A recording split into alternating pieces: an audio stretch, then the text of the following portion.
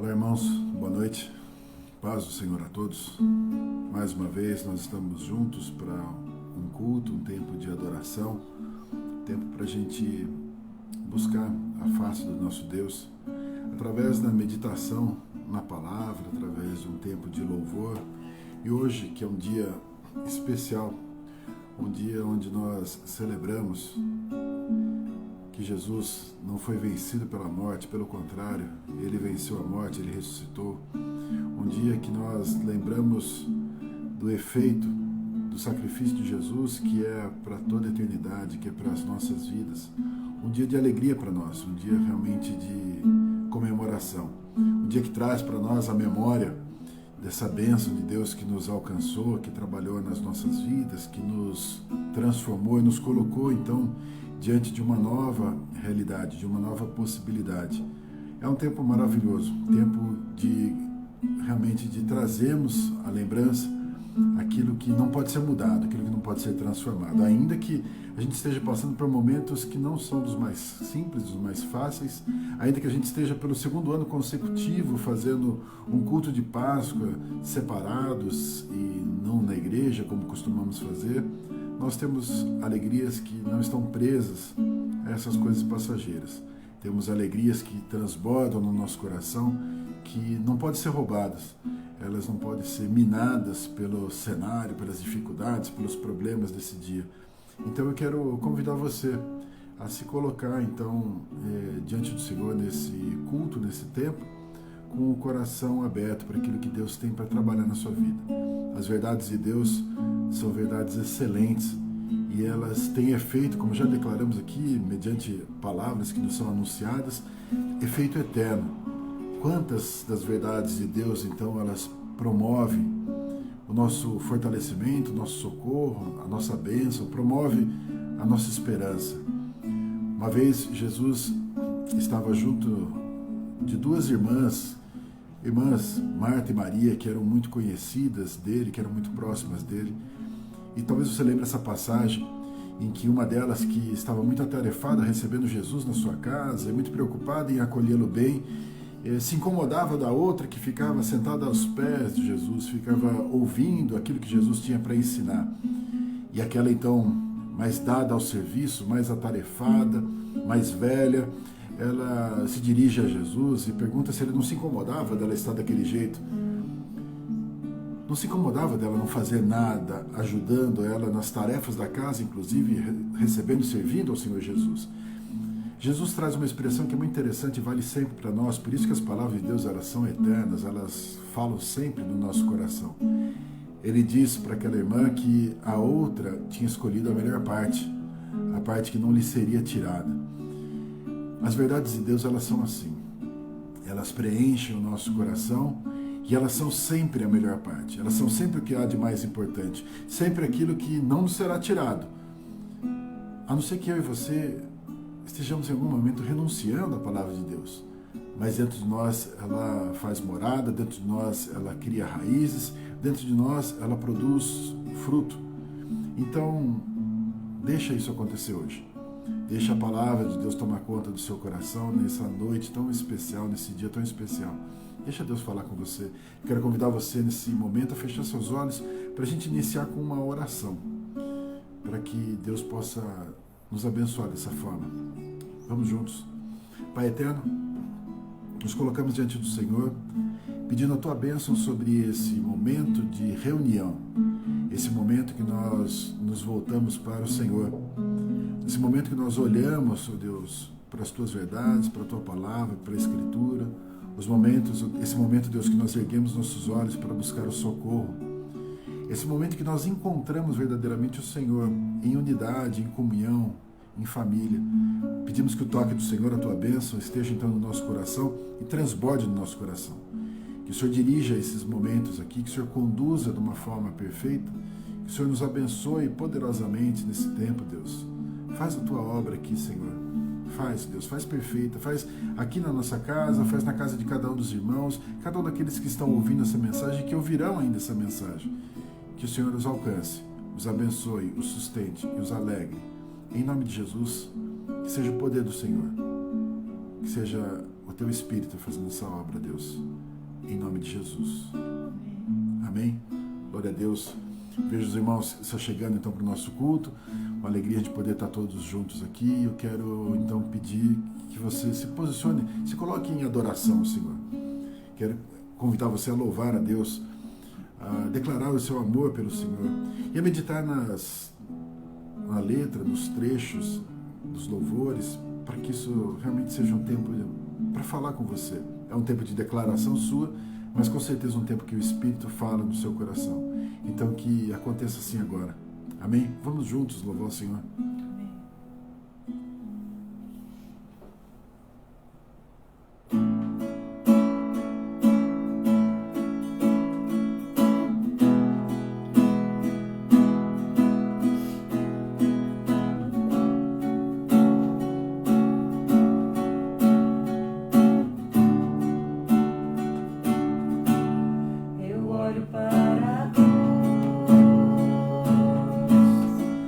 Para a cruz.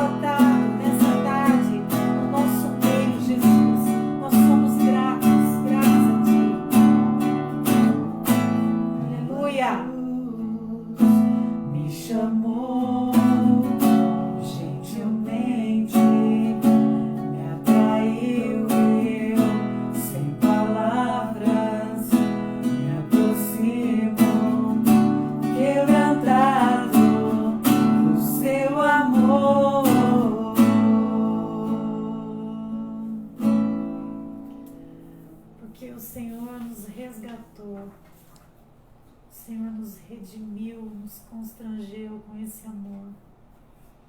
Obrigado, Senhor. Obrigado porque quando o Senhor me encontrou, como tantos que estão juntos com a gente agora, eu estava tão perdida,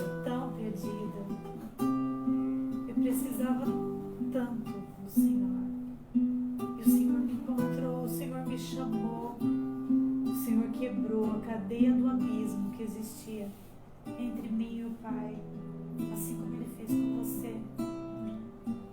Seja grato, traga no seu coração aquilo que traz esperança. E o que nos traz esperança é a salvação, é esperar viver eternamente com o Senhor. Obrigado, Senhor.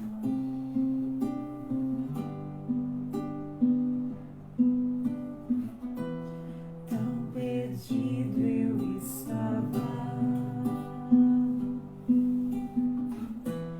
tão distante de ti. Os meus pés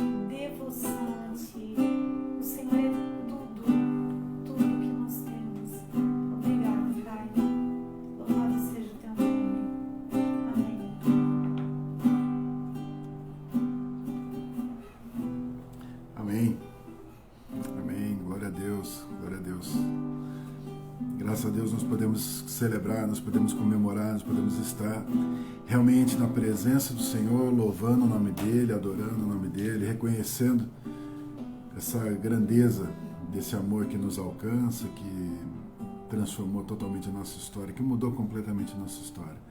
Nós realmente temos muito que agradecer, nós temos muito que celebrar, temos muito que testemunhar daquilo que Deus fez nas nossas vidas, daquilo que Deus está fazendo nas nossas vidas. A obra dele não terminou, a obra dele continua.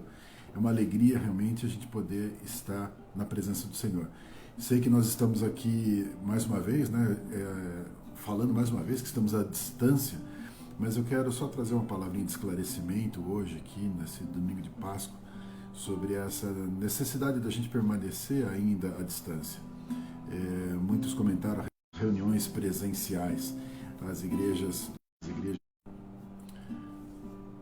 Voltamos. Entendendo que nós estamos na fase emergencial, que foi intitulada como fase emergencial, de pessoas. Então, extrapolar isso dentro do culto, talvez a gente esteja ultrapassando o limite, até mesmo tentando a Deus nesse momento em que a situação está tão complicada, tão delicada. É uma alegria de poder estar com os irmãos da igreja. Para nós é muito importante estarmos juntos, limitações, e temos que reconhecer o tempo que nós estamos aqui então passando.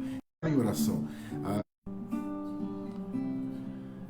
Deus está trabalhando, e eu quero então dar continuidade nesse culto, de que estamos esperando aquilo que Deus tem. Amém. Irmãos, nós estamos com uma pequena limitação aqui na nossa transmissão. Peço um pouco de paciência para os irmãos, mas cremos que Deus está no controle, Deus está cuidando de tudo, e nós vamos dar andamento nesse culto, nesse nosso tempo de reunião. Quero compartilhar então Lucas 1 em diante, diz assim para nós a palavra de Deus. Thomas, que haviam pedido do Senhor, mas ao entrarem não acharam os dois varões, possuídas de temor, baixando os olhos para o chão, eles lhe falaram: por que buscais entre os de como, quando disse, importa que o filho se suas palavras. O texto base, então, para nós conversarmos hoje, nós meditarmos hoje a respeito da ceia, é lembrado como esse texto que fala conosco justamente o momento em que algumas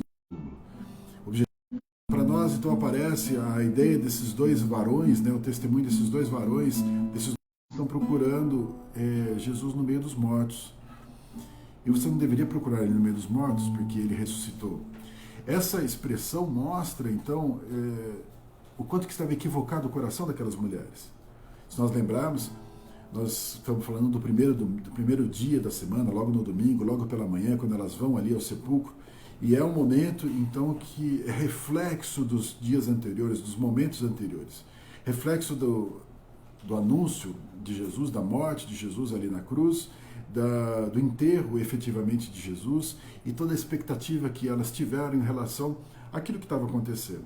Talvez um sábado, ou um grande sábado de tristeza, de lamento, de dor, um tempo de expectativa, mas um tempo de dor que concluiu nesse domingo de angústia, de agonia, na hora que elas vão até ali mal dormidas, noites de tristeza, talvez noites de pranto, sem saber o que estava realmente acontecendo e com a expectativa de que encontrariam Jesus morto naquele lugar. Tanto é que o próprio texto diz: por que vocês procuram entre os mortos aquele que vive? Ele não está aqui, ele ressuscitou.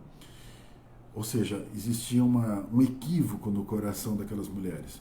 Existia um equívoco no coração daquelas mulheres ao ponto de elas viverem esse tempo de tormento, viverem esse tempo de angústia.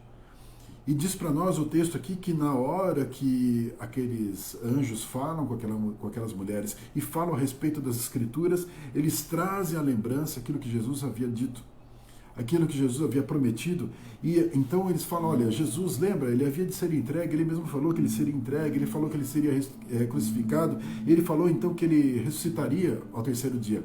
Ou seja, Jesus tinha anunciado que isso aconteceria para aquelas mulheres. E aí conta para nós então que aquelas mulheres, depois de tudo isso, elas têm uma lembrança realmente daquilo que Jesus estava anunciando. Naquele momento, então, o coração daquelas mulheres é transformado. Um coração que até aquele instante estava angustiado, temeroso, preocupado, sofrendo, naquele momento ele é cheio de esperança. E para nós, Cristo ter ressuscitado realmente a nossa grande esperança. A própria palavra diz que se nós cremos em Jesus apenas nessa vida, se nós cremos apenas que Ele viveu aqui e que Ele não ressuscitou, nós somos miseráveis. Se nós cremos em Cristo e não cremos na ressurreição, nós não cremos na obra completa de Cristo. Nós não cremos então que nós estaremos com Ele então para toda a eternidade. Então a palavra nos coloca essa verdade, apresenta essa verdade diante de nós, ou seja, nós somos um povo chamado por esperança. Um povo chamado por crer em algo que ainda está por acontecer. E quando nós trazemos esse conceito de esperança, parece que dentro desse conceito tem embutido uma série de valores, tem embutido uma sequência. A ideia, por exemplo, da esperança está baseada num fato, numa situação que nós estamos vivendo hoje, ou seja, uma realidade de hoje. Para que eu possa pensar em esperança, existe uma constatação de que a nossa realidade de hoje ainda não é completa, que a realidade de hoje ainda não é perfeita, que a realidade de hoje talvez não seja nem boa, nem seja excelente, porque eu estou aguardando algo. Então eu olho para o dia de hoje e eu identifico nesse dia de hoje uma dor, um sofrimento, eu identifico algo ruim nesse dia, algo que não era esperado, que não era querido, que não era desejado, e eu almejo então algo futuro. Eu penso em algo futuro, algo distante, algo que ainda vai acontecer, em algo que ainda vai se completar, uma melhora. Ou seja, eu olho para o dia de hoje, mas ao mesmo tempo ergo os meus olhos e contemplo o futuro. Dessa forma, então, eu tenho esperança. Eu tenho uma convicção, uma crença que ainda não vivendo aquele futuro, isso me consola no dia de hoje. Ou seja, ter esperança não é ter o fato concretizado, mas é ter a certeza de que vai se concretizar, que o fato bom vai acontecer, que o fato excelente vai se completar, que eu não estarei preso nessa dor, que eu não estarei vivendo essa dor eternamente. Eu quero então conversar com vocês rapidamente sobre essa proposta de hoje, de deixar a esperança renascer. Lembrando que Jesus é a nossa esperança, lembrando que Jesus, que ressuscitou ao terceiro dia, venceu a morte e provou que Ele era todo-poderoso. E provou então que Ele poderia fazer toda a diferença. A diferença não só nas perspectivas das pessoas, mas a diferença no destino das nossas vidas. O único caminho, o caminho que nos conecta ao Pai, que nos liga ao Pai. Nós estamos então nessa proposta de buscar a esperança que renasça dentro de nós. Que fale conosco até mesmo nos dias como os dias de hoje, dias difíceis como os dias de hoje, mas que essa esperança possa reviver em nós. Eu quero convidar então você a meditar comigo. Quero trazer aqui para vocês um pouco da palavra, desses alguns versículos, alguns trechos que rondam esse momento do sacrifício de Jesus, da morte de Jesus, e até mesmo tentar avaliar sentimentos que estavam envolvidos nesses momentos, sentimentos que impulsionavam as pessoas nesses momentos, sentimentos que muitas vezes não permitiam que a esperança renascesse. E mais uma vez, entenda que existe todo um processo para que a esperança seja viva em nós, para que a gente possa ter essa esperança e lembrar que se nós temos esperança, nós não estamos presos nas coisas passageiras, nós não estamos presos nos cenários, nós temos uma esperança que é viva dentro de nós, uma esperança que se move dentro de nós a despeito das circunstâncias. Então, a primeira coisa que impede, que eu queria compartilhar com vocês, que impede muitas vezes a gente de ver a esperança renascendo, é quando nós não aceitamos um plano de dor. Eu quero que você entenda isso comigo. Ninguém quer passar por dor, ninguém quer sofrer, ninguém quer ter dificuldades, ninguém quer passar por problemas. Mas existe na nossa caminhada uma decorrência de fatos, uma decorrência, uma consequência de situações que nos levam muitas vezes a situações difíceis. Eu quero compartilhar um texto aqui com vocês, onde alguém caminhava com Jesus, estava com Jesus, conhecia Jesus, entendia as mensagens de Jesus, foi de alguma forma alertado a respeito da dor, a respeito de uma dor que haveria de passar, que haveria de sentir. Registrado aqui em Mateus capítulo 16, do versículo 21 até o versículo 23, eu quero ler aqui com vocês. Mateus 16, de 21 a 23. Desde esse tempo, começou Jesus a mostrar a seus discípulos que lhe era necessário seguir para Jerusalém e sofrer muitas coisas dos anciãos, dos principais sacerdotes e dos escribas, ser morto e ressuscitado no terceiro dia. E Pedro, chamando à parte, começou a reprová-lo, dizendo: tem compaixão de ti, Senhor, isso de modo algum te acontecerá. Mas Jesus, voltando-se, disse a Pedro: arreda, Satanás, tu és para mim pedra de tropeço, porque não cogita das coisas de Deus, e sim das dos homens. Passar por um momento difícil como esse momento da cruz, como o momento da condenação, tempos difíceis estariam por vir e Jesus estava anunciando isso. Jesus estava declarando que seria assim. E aí então, Pedro se posiciona contra a declaração de Jesus. Pedro nega aquela declaração e diz: olha, de modo nenhum isso vai acontecer com você. Não fala isso porque isso não vai acontecer. Pedro, então, quando afirma isso, ele vai contra a posição do mestre, contra aquilo que o mestre estava falando e diz: não, eu tenho certeza que isso não vai acontecer. Essa declaração de modo algum te acontecerá isso é a declaração de quem nega um caminho que era um caminho previsto como um caminho de dor, como um caminho que haveria dificuldades e sofrimentos. Pedro, então, naquela declaração, ele não aceita esse caminho. Ele não aceita que isso estaria por acontecer. Quantas vezes nós, então, muitas vezes, estamos negando. Irmãos, eu estou dizendo isso porque é fato que nós passaríamos por dificuldade. A própria palavra de Deus diz em João 16: coisas vos tenho dito para que no mundo passais por aflições, mas tende bom ânimo, eu venci o mundo, diz o Senhor Jesus. O que ele está dizendo ali claramente é que as ter paz e buscar a paz nele para que a gente pudesse ter bom ânimo, a jornada de vitória, que é a necessidade de reconhecer que o caminho nem sempre é um caminho esse caminho, nós nos afastamos desse caminho. E esse caminho, quando nós negamos esse caminho, nós simplesmente fugimos e não passamos. É fato que nós teríamos dores, que nós transformamos, colher a bênção no futuro, é evitar inclusive viver a esperança. Nós podemos, que envolve sofrimento, mas quando fazemos isso nós estamos perdendo. Quando fazemos isso nós estamos deixando de ter a oportunidade de sermos sustentados pela esperança. Mas existe também que o nosso momento não é bom e somos assolados pela dor com tanta intensidade, com tanta força, que às vezes nós nos entregamos, nós morremos no meio da dor. A dor nos vence, deveria nos trabalhar, que deveria nos moldar. A dor que fazia parte da nossa história, ela passa a ser determinante, ela passa a finalizar a nossa história, a encerrar a nossa história.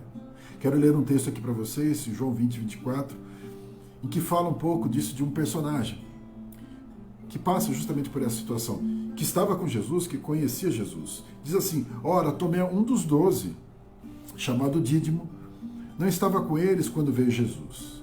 Disseram-lhe então os outros discípulos: vimos o Senhor. Mas ele respondeu: se eu não vir nas suas mãos o sinal dos cravos, e ali não puser o dedo, e não puser a mão no seu lado, de modo algum acreditarei. A dor era tão grande que era impossível acreditar, era impossível ter esperança pelo relato dos outros. Era impossível crer pelo relato dos outros. Era impossível ser fortalecido, edificado, ser tomado novamente em esperança pelo relato dos outros. Não conseguia dar um passo a mais. Tomé, tido como aquele que teve um encontro com Jesus e teve fé, estava tão envolvido na sua dor que o relato... Às vezes na nossa dor nós sucumbimos. Nós nos afundamos a ponto de não ter mais esperança. a derrota, a dor como o fim da história. Aquele momento, e a esperança então não renasce, porque nós colocamos um ali, eu realmente fiz por merecer, que o caminho com Deus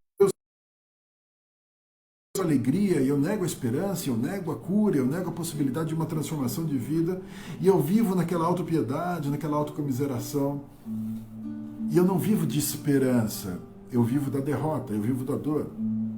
Eu sou alimentado pela dor, ou seja, como pode renascer a esperança quando meu coração está totalmente voltado para a dor?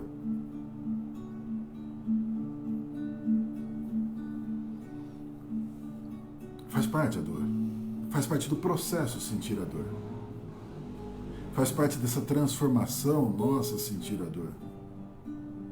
Mas a necessidade de eu olhar para essa dor e entender que ela não é para sempre, que ela não é eterna, que ela não é o final da história, que ela não é a razão da minha vida, mas sim que ela é passageira.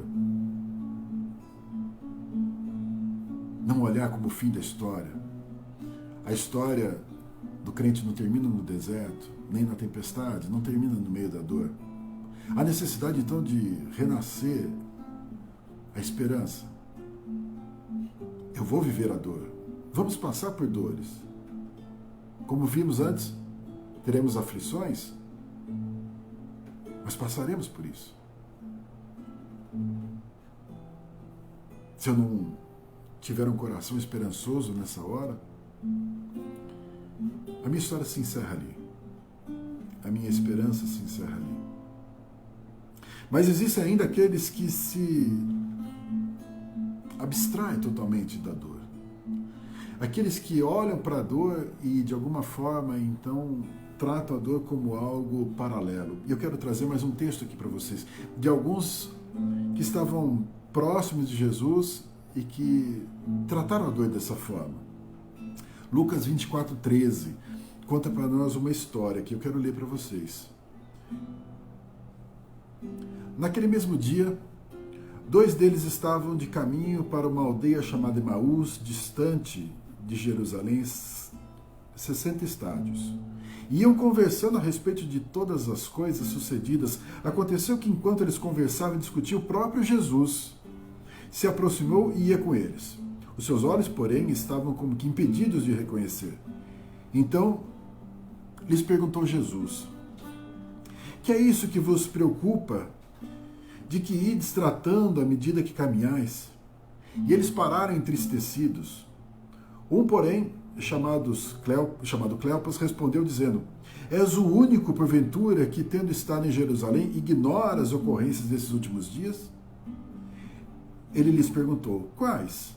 E explicaram: o que aconteceu a Jesus, o Nazareno, que era varão profeta, poderoso em obras e palavras, diante de Deus e de todo o povo, e como os principais sacerdotes e as nossas autoridades o entregaram para ser condenado à morte e o crucificaram.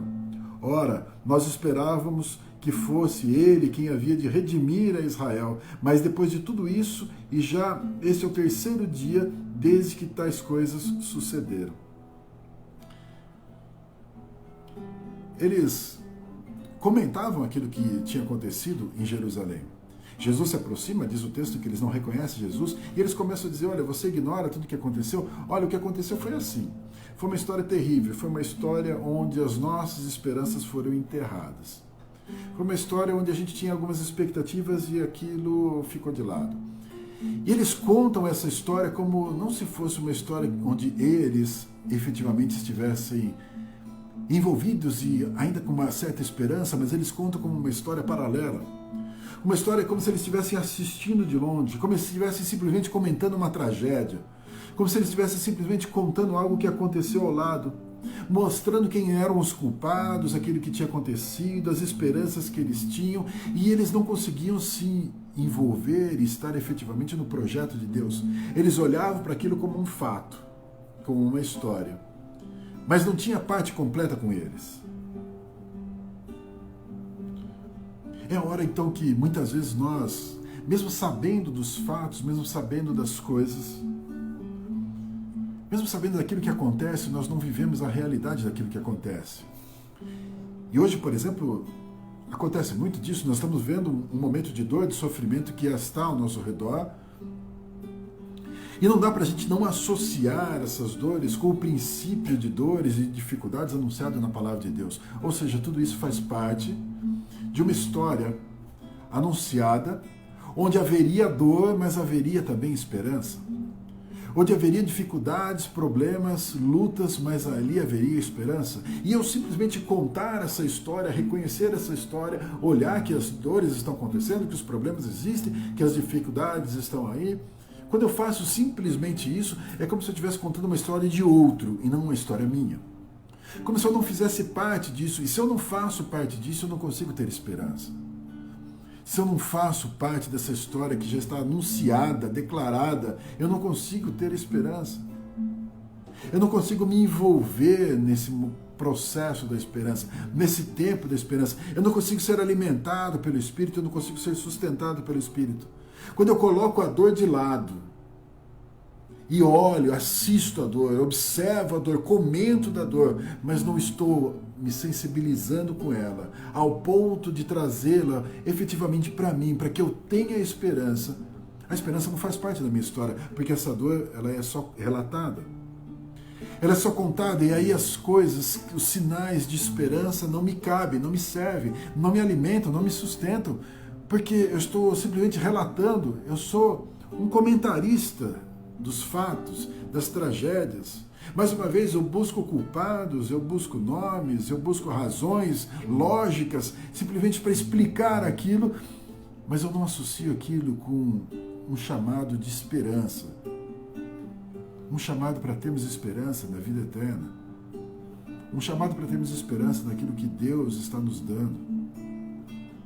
A sequência desses homens que estavam ali no caminho de Emaús diz para nós em Lucas 24, 22, a sequência do texto que nós estávamos lendo, eles dizem assim: é verdade também que algumas mulheres, das que conosco estavam, nos surpreenderam, tendo ido madrugada ao túmulo e não achando o corpo de Jesus, voltaram dizendo terem tido uma visão de anjos, os quais afirmaram que ele vive.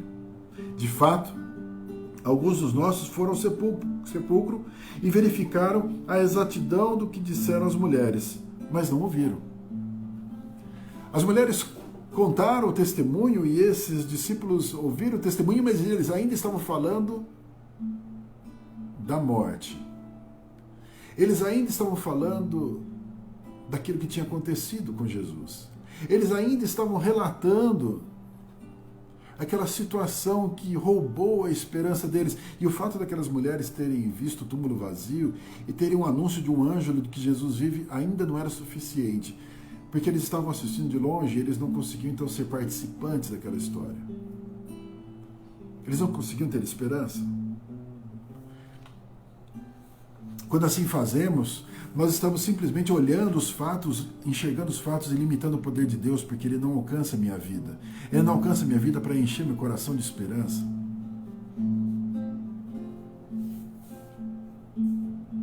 Mas ainda existe uma outra opção que eu quero ainda falar com vocês, que também impede a esperança. Que também impede a esperança de renascer.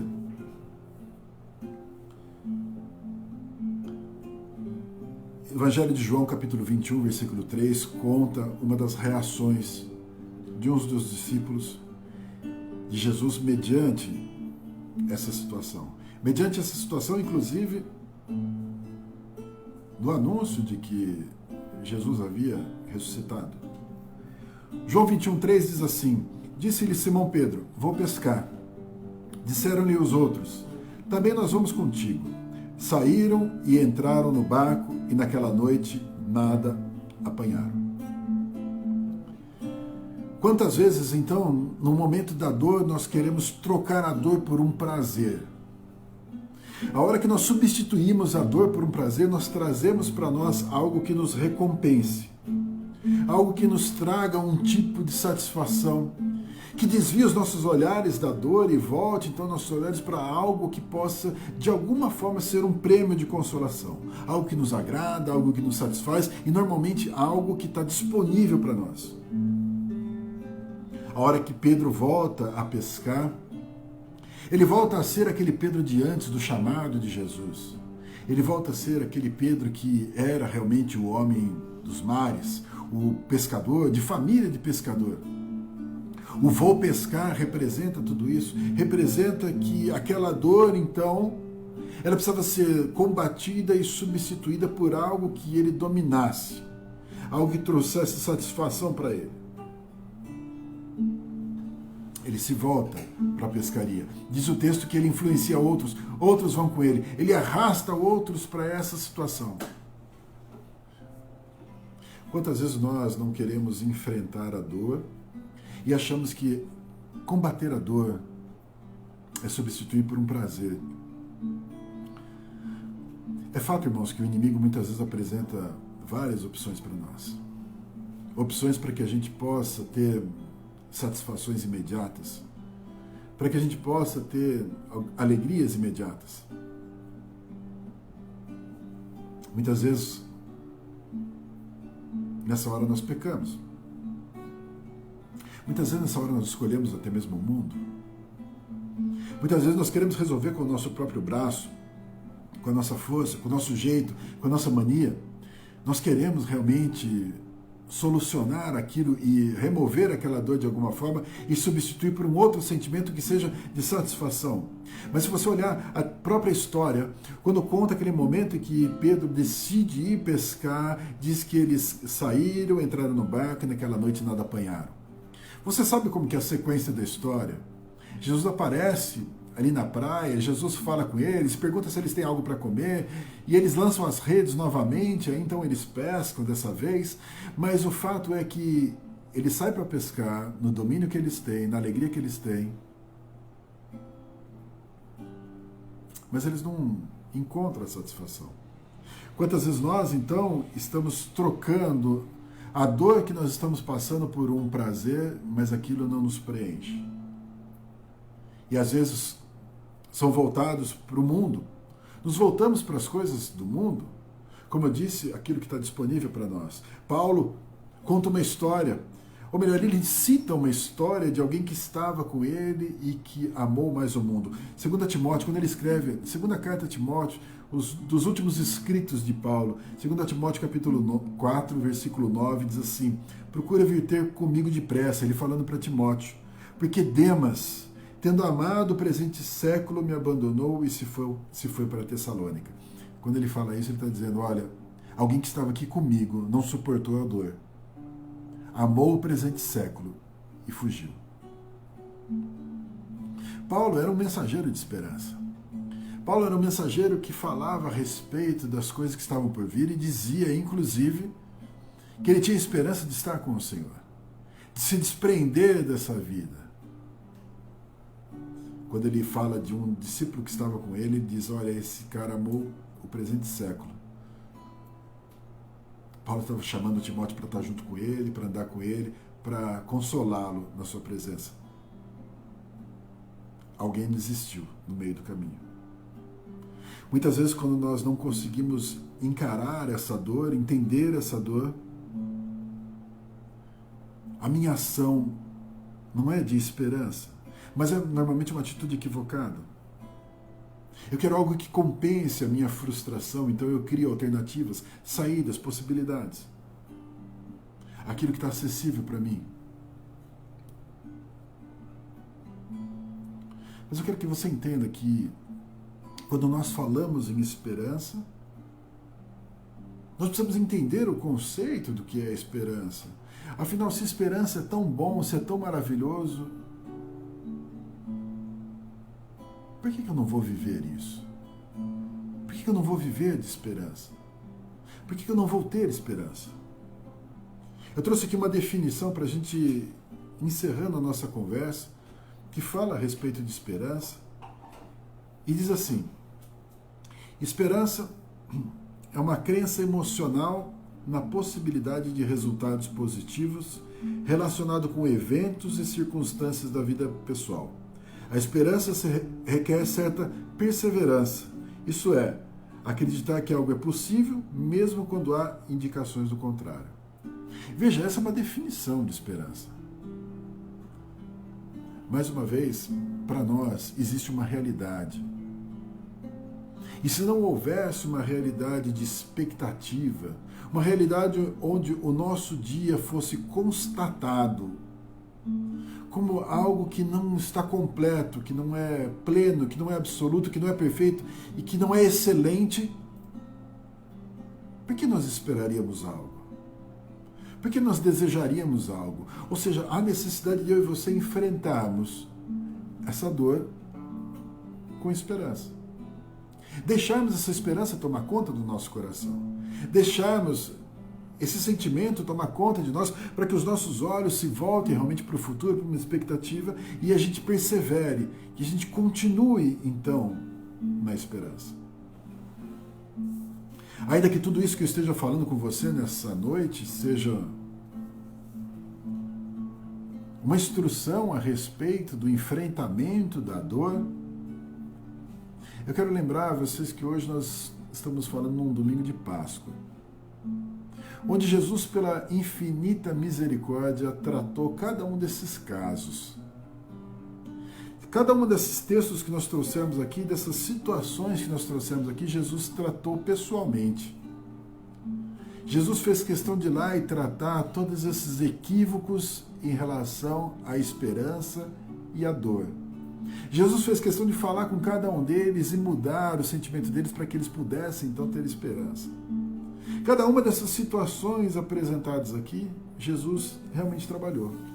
Jesus realmente cuidou, e quando nós lembramos o quanto que Jesus cuidou de Pedro, nós lembramos o zelo para que ele fosse, então, renovado em esperança.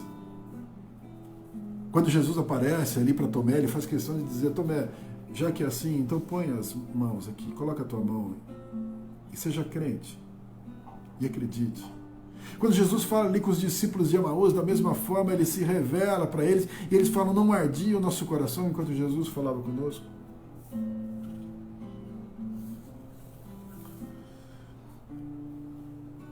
Quantas vezes, então, Jesus, na infinita misericórdia, está nos trazendo a possibilidade de passarmos pela dor e termos esperança.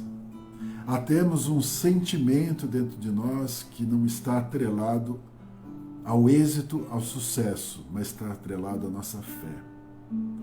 Jesus está chamando eu e você para sermos renovados na nossa esperança. Mas a necessidade de nós compreendermos todo esse trajeto, a necessidade de nós compreendermos a dor como algo necessário na nossa caminhada. Algo que nos instrui, que nos ensina e nos leva a perseverar e termos esperança. É muito possível que você esteja passando por uma dor agora. É muito possível que você esteja tendo um sentimento que talvez essas questões aqui sejam alternativas para você. Evitar a dor, simplesmente dizer que a dor não vai acontecer. Olhar a dor como algo que encerra a sua história e você viver na autocomiseração, viver na autopiedade. Olhar a dor como algo paralelo, que não tem nada a ver com você. Ou mesmo buscar alternativas que compensem a sua dor. Prazeres que possam compensar a sua dor. Eu quero dizer para você, a esperança supera tudo isso. A esperança supera a dor. A esperança é mais poderosa do que a dor. Quando Jesus ressuscitou ao terceiro dia e trouxe mensagem para aquelas pessoas e trouxe orientação para aquelas pessoas e animou aquelas pessoas, os seus discípulos, e animou as pessoas que estavam próximas, e aí então conta para nós a palavra de Deus que Jesus foi assunto ao céu e disse que derramaria o Espírito sobre aquelas vidas. Veja que na hora que Jesus sobe aos céus, o lamento termina. Diferente do momento da cruz, o momento do túmulo, onde eles achavam que Jesus tinha morrido. A hora que Jesus renova a esperança, ele não estaria mais entre nós. Ele não estaria mais no nosso meio. O ministério terreno de Jesus estava encerrando para aqueles discípulos. Mas Jesus renova, Jesus delega, Jesus fortalece, Jesus derrama, Jesus faz grandes coisas naquele momento. Eu quero convidar você então a viver a intensidade da esperança, que leva você a um nível maior, leva a um nível superior, que leva você a passar por essa dor, por essa luta, por essa dificuldade, tendo a certeza, a convicção que existe um plano de Deus para a sua vida, que existe um plano de Deus para a sua história que está se desenrolando e que envolve dor, para que você experimente a esperança, para que você viva de esperança, para que você não seja em momento nenhum, sucumbido pela dor, mas que você creia naquilo que não pode ser abalado, aquilo que está guardado, aquilo que está prometido, aquilo que não está preso no seu dia. Eu quero orar por você, para que Deus renove a esperança no seu coração, que Ele faça isso hoje de uma forma poderosa, que seja hoje um domingo de Páscoa, que os olhos começaram a ver Jesus que tinha ressuscitado, e que esse mover de Jesus trouxe um ânimo novo, uma disposição nova, uma direção nova. Que seja assim na sua vida. Ora comigo, feche seus olhos. Deus, obrigado, Senhor. Obrigado por chegarmos até aqui, até onde nós estamos hoje, diante da Tua grandeza, da Tua majestade, de um mover sobrenatural do Senhor. Obrigado, Deus, e nós temos sim que agradecer pelas dores, pelas dificuldades, por aquilo que nos forja, que nos molda, por aquilo, Deus, que faz com que a gente realmente persevere, que faz com que a gente seja tão renovado em esperança. Deus, para que a gente não tenha a dor como algo determinante para nós, que a gente não tenha a dor como algo definitivo para nós, mas como um processo. Que os nossos olhos realmente se voltem para aquilo que não está vinculado a esse momento, mas que tem poder suficiente para nos alegrar nesse momento. Que olhemos, ó Deus, para as promessas, para os anúncios, para a Tua palavra. Que olhemos, ó Deus, para o Teu amor que nunca acaba. Que olhemos, ó Deus, para a Tua fidelidade, que se demonstra dia após dia nas nossas vidas e possamos ser renovados nessa noite em esperança. Ó Deus, nós queremos abrir o nosso coração para isso. E queremos entender, ó Deus, como vimos aqui nessa noite, que mesmo que o nosso coração hoje esteja impedindo a esperança de ser renovada, de ser restaurada, de renascer em nós, nós somos visitados hoje pelo nosso Senhor Jesus. Como foram esses discípulos, esses homens visitados para ser curados e renovados em esperança. Nós queremos, Deus, hoje, que essa dor que muitas vezes nos acompanha, que ela tenha o lugar devido. Que seja assim sentida. Mas que ela possa, Deus, nos motivar a crer mais. Que ela possa, Deus, ser um gatilho para a esperança. Para a nossa comunhão com o Senhor, para a nossa intimidade com o Senhor, para a transformação das nossas vidas. Ó Deus, em nome de Jesus, que o Senhor promova hoje esse renovo, esse renascimento da esperança dentro de nós. Pai eterno, verdades do Senhor estão anunciadas há milênios. Nós nos apropriamos delas agora. Que sejam vida para nós, que sejam alimento para nós, que seja esperança para nós. Deus, toma as nossas vidas agora. Nos fortalece, Senhor. Nos sustenta, nos abençoa, cuida de nós. Nos traz, ó Deus, a alegria da esperança, a despeito de todas as dificuldades, a despeito de todas as dores. O Senhor é Deus fiel. Nós te louvamos, Senhor. Te agradecemos, em nome de Jesus. Amém? Glória a Deus. Que o Senhor possa tocar a sua vida, abençoar poderosamente a sua casa, você que está aí reunido com a sua família. Que Deus esteja sustentando vocês, dando vitória para vocês, transbordando verdadeiramente em alegria no coração de cada um aqui. Quero dizer aí para toda a igreja que sinto muita falta de vocês, gostaria de estar junto, pessoalmente. Ainda temos alguns impedimentos, mas estamos no mesmo espírito.